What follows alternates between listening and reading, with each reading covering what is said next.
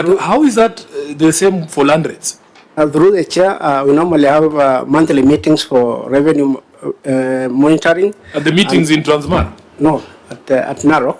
And we can provide progress reports on each and every revenue stream on monthly basis. But what Senator Spooner is saying is that your explanation does not add up for land rates. It could apply to CES, but not land rates. Can I just get some clarity on this issue of land rates? I know, being the senator for Narok, there was an issue of court cases that was affecting the payment of plot rents versus plot rates. Correct. When we move into the issue of municipality. Correct. Now, I'm also aware that there is a municipality of Narok and municipality of Kilgoris. Yes. Now, I'm looking at this report. And of course, I've tied in the sales and the market. Those ones make sense. Right. This issue of land rates, was it affected by that court case, or is that cause, maybe Governor, you can tell us, has that issue of courts been cleared, or the business community is still not paying rates because of the way they went up? Absolutely, you are right, Senator, and thank you for reminding me, because that is a big issue. The issue is actually the court cases that is ongoing. And some of these people who went to court because of the issue of municipality are not paying anything up to now, because again, the case is in court. And that one I can provide the court case that is still there.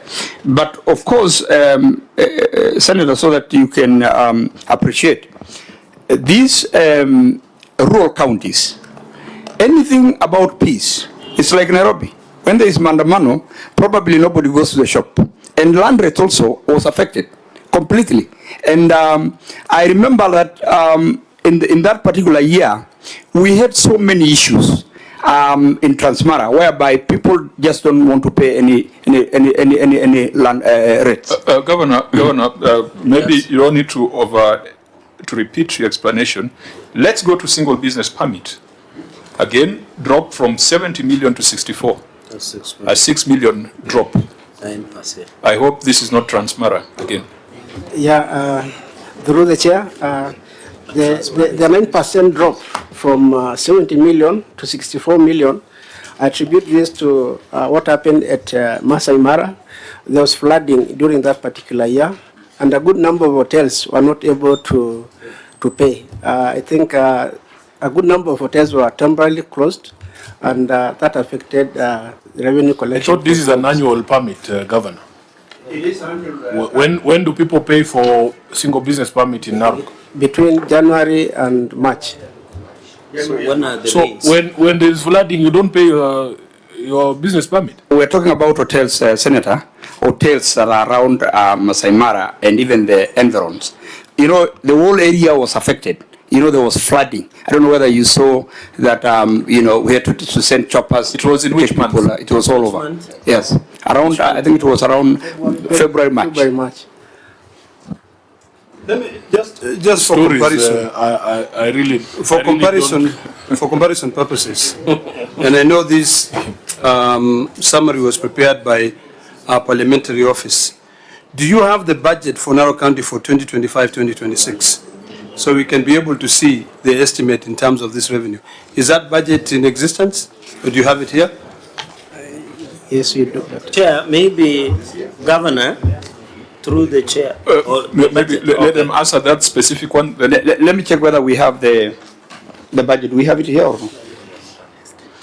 We have not annexed, but we can provide that. Okay, just to run through the schedule, and then we go to the... So again, market fees from 13 million to 9 million.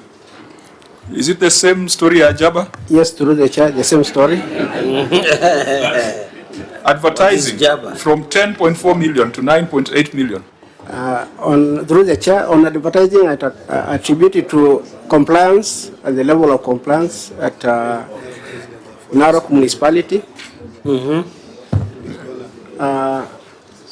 The same is handled by the new director. I think, honorable members, my feeling is like we are being treated to a lot of stories on this.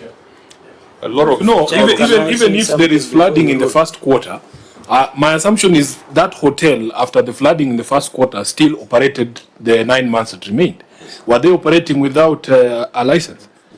And I've seen here, even Chair, you will see the most worrying thing about ONSO's revenues in counties, which we will come to, the hospital fees. I'm sure they'll tell us the hospital fees went up because we are treating victims of flooding. Chair, can I say something? Because you had given me mic before you come on. Okay, Senator Sharage. Chair, I think, Chair, my own request is that looking at the revenue potential of Narok was 8.5 billion, but they end up collecting 5.9 billion.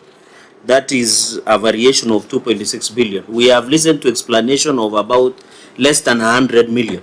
So even if you are to remove the missing of target, it becomes to 2.5 billion Kenya shillings that you did not collect, Governor. So my question to you, Governor, and I put it to you, what made you miss this target? Is it unrealistic? Was there revenue leakages? Chair, finally, looking at the receiver of revenue of Narok, there is an ICT committee. We have been doing revenue audit systems. There is a lot of issues of possibility of leakages of revenue and non-efficiency and even lack of valuation role. My own position, Chair, looking at the time, and there is SBC, and I know the leader would want to attend, can we do an independent engagement based only on source revenue? Because I have seen there are so many issues that are related to IT, related to collection, so that we can confirm whether these floods happen. Because, okay, Chair, for example, I think the point is made. You have said because of time. Okay. Now, Governor, you are saying you are not collecting single business permit because of flooding, but anyway, I think let Senator Karuko first. Yeah, just to enhance your point and agree with you, Chair, that they lost revenue because of insecurity and flooding. I would like you to note number 8 of the table, physical planning and development. It went up by 2. So, Chair, you question people really developed during flooding and insecurity because it went up by 2. So this is to show that on one side, I think they never collected this because of insecurity and flooding, but on this other issue, there was a lot of development even with that insecurity and flooding. And further to that, you are talking of floods, etc., hotels out of operation, but your park fees grew by 1.1 billion, which indicates that the sector was booming. And then, therefore, there should be a relationship between that growth of 1.1 billion and the business permits. Because if it was that bad, then this line on park fees would not have grown from 4.3 to 5.4 billion. Chair, I agree with the Senator that you see that is only two sub-counties that were affected. But the other areas we are doing very well because we didn't have all these clashes. Secondly, Chair, about the park fee, you know, there's a difference between, a whole season. For example, during a low season, that was between January to around April. Of course, we were affected. But during high season, there were so many guests that visited Masai Mara, particularly high season from people from the US. And the hotels reopened? Well, actually some, but some did not, because it took time for them to really rebuild again. I don't know whether... Sifuna, does that answer your curiosity? Or it makes it worse? It is making it worse, Chair. I can confirm I'm getting more confused. Yeah, because they're saying the facilities were opened later, and your question was, when they were opened later, shouldn't they have paid for it? Now, we are going through this exercise to demonstrate to you that you must put in place stricter, stronger controls and more regular reviews, because you are over-relying on park fees and hospital fees. The rest of the revenue streams are either underperforming or are remaining static. And yet we can see the economic activity in Narok. I think your senator is a big advocate of Narok. He tells us how Narok money is coming in. When you see Art Cafe, when you see KFC, when you see Carrefour come into a place, you know that there's money. But with that growth, we do not see it here in your receipt of revenue statements. Perhaps, Chair, the governor can address us on these hospital fees. In the financial year, your hospital fees grew by almost 100 million shillings, from 59 million to 152. What pandemic is responsible for this, Governor?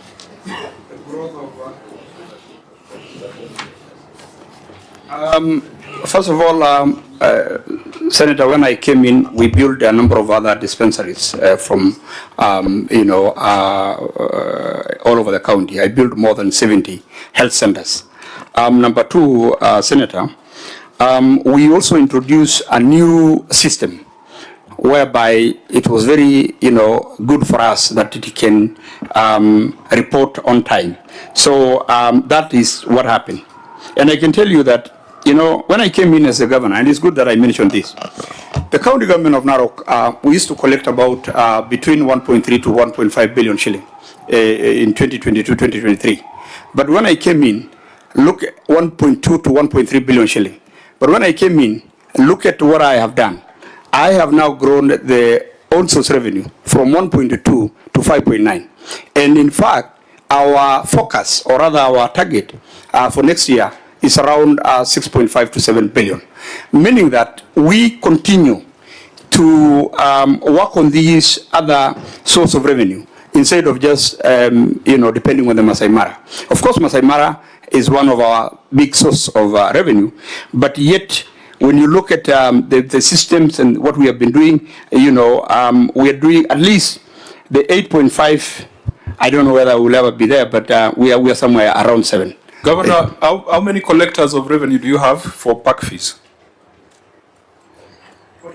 Collectors of revenue. The receiver of revenue designates collectors of revenue. Most caps. It's only one. Is it two? The one. It is only one.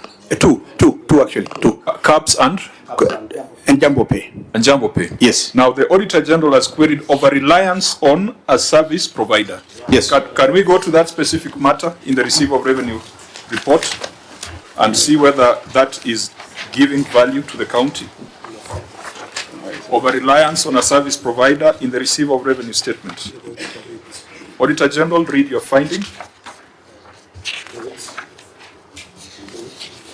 Thank you, Chair. In the ROR, it is under, is it under lawful? It's on controls, effectiveness of internal controls. County over reliance on the service providers. Number 8 on the ROR. Yeah. Auditor General, are you there? Yes, Chair. Fine. Read your finding. Review of records and revenue collection systems revealed that the county government relies heavily on the service provider to manage and administer its core revenue collection systems. Key functions such as system maintenance, data management, user support, and security monitoring are almost entirely outsourced, with limited internal capacity for oversight and continuity in the event of service provider failure. It was also observed that the county doesn't have mechanisms to ensure the completeness and accuracy of the revenue collected. In the circumstances, the over-reliance on the service provider exposes the county government to risks of revenue loss, manipulation, or service interruption in the event of provider failure or non-performance. Thank you, Chair. Governor, your response? Thank you, Chair. I'll give this to the County Secretary to go through that. Please. Honorable Chair, the county government has its own employees who manage the automated revenue collection system as system administrators with key roles of managing user accounts, system access, system monitoring, and providing technical support to users. The county system administration is also able to configure Finance Act services and charges in the system. Is able to access system reports for huge data. Plans are underway to roll out an advanced version of the systems which avails the huge reports without requesting from the service providers.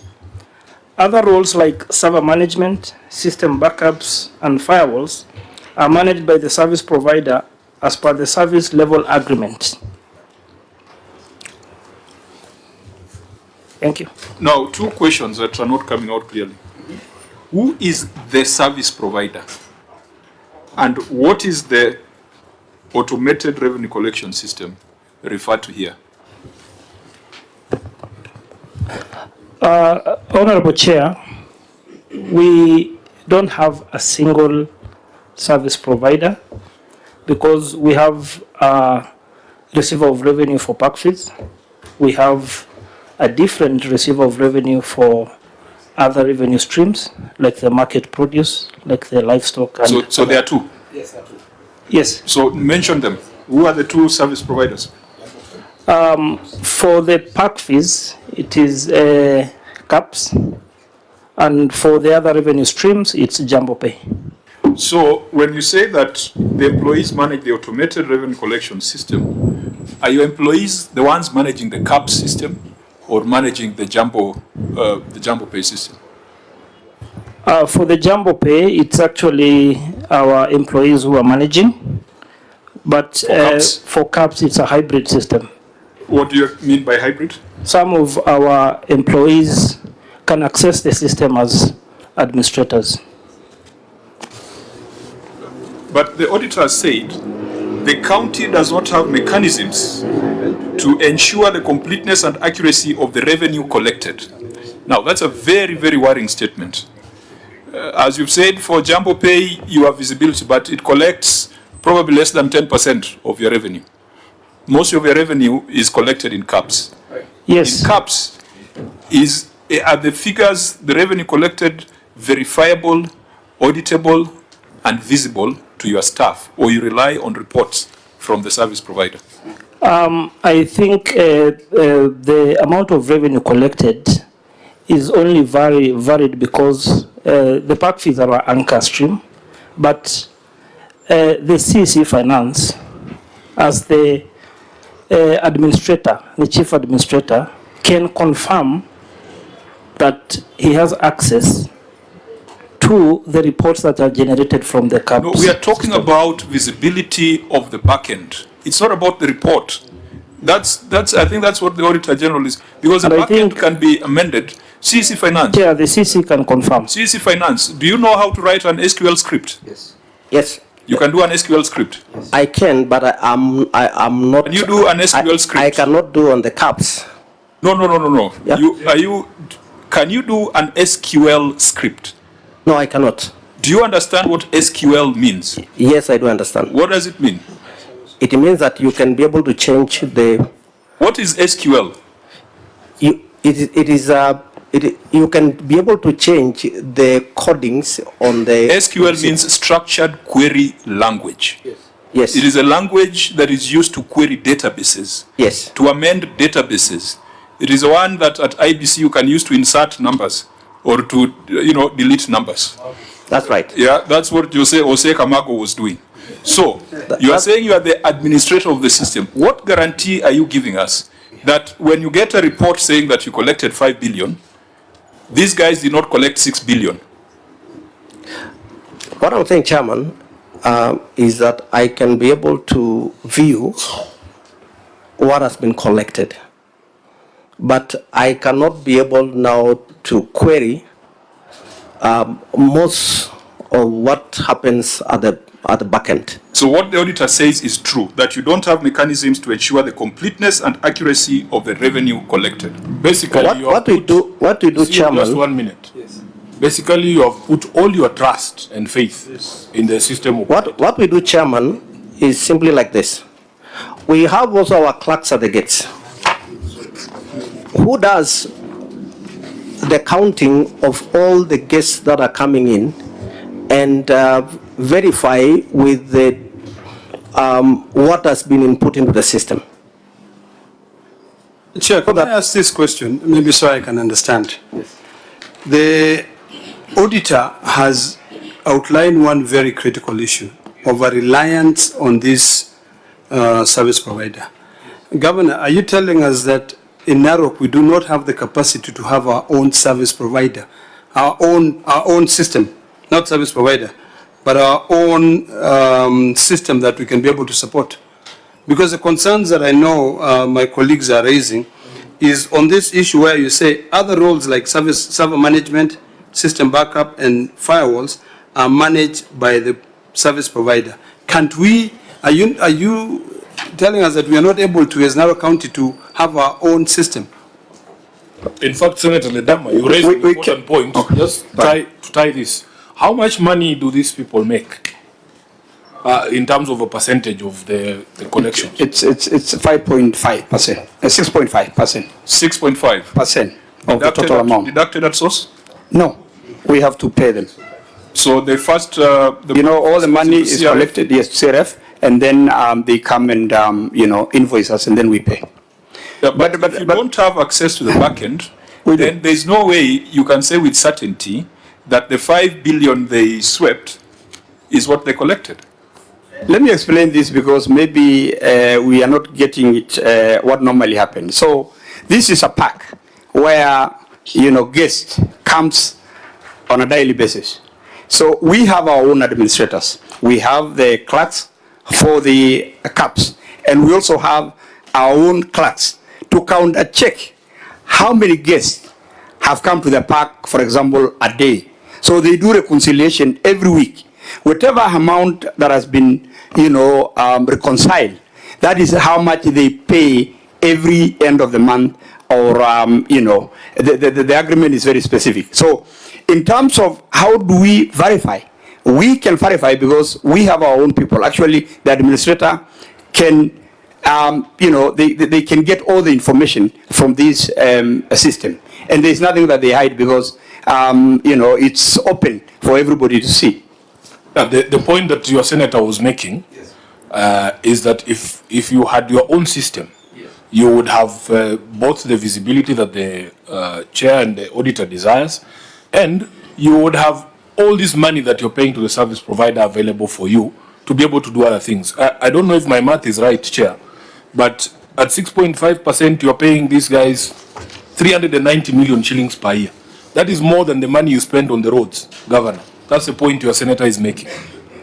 You would have that 400 million shillings to be able to service your equipment. Let me explain this because you're right, Senator Sifuna. When I came in, we had an agreement with the CAPS by the former administration. And now, actually, we are having a process of having our own, system, because all counties are going, that route, that you have your own system so that you can save yourself that amount of money that you are paying a service provider like CAPS. So, indeed, we didn't want to interfere with, the agreement because there were clauses that are very punitive in nature. That, if you have to break if you have to do this, there are so many things. And I think the senator for Narok know that issue that went to court, and I think they are still having some issues. But now we have all agreed that going forward, we need to have our own system. In fact, there's a system that Murang'a County is using. And we think that that system is very good. We are giving other service providers to come and do, presentation, and we see the best that can now give us to collect what they are saying 8.5. We'll wish to go to 10, but again, we are developing year by year. But you see, even if you took a new system and you don't have visibility on the back end, you still have the same problem. For us, we want to have the assurance that everything that is collected is reported. Because we have that feeling in counties, I think counties like Nairobi, that Nairobi collects much more, but what is declared is less than the actual collection across the city. Senator... Yes, Chair, just to add on to that, Chair, I think some of these questions we are asking maybe can be answered if the committee can be able to access the contractual agreement between the county government and the CAPS and maybe Jumbo Pay. But Chair, I think there's nothing wrong with looking for service providers. The only issue would be, where does this money go to when they are collected? Do they go directly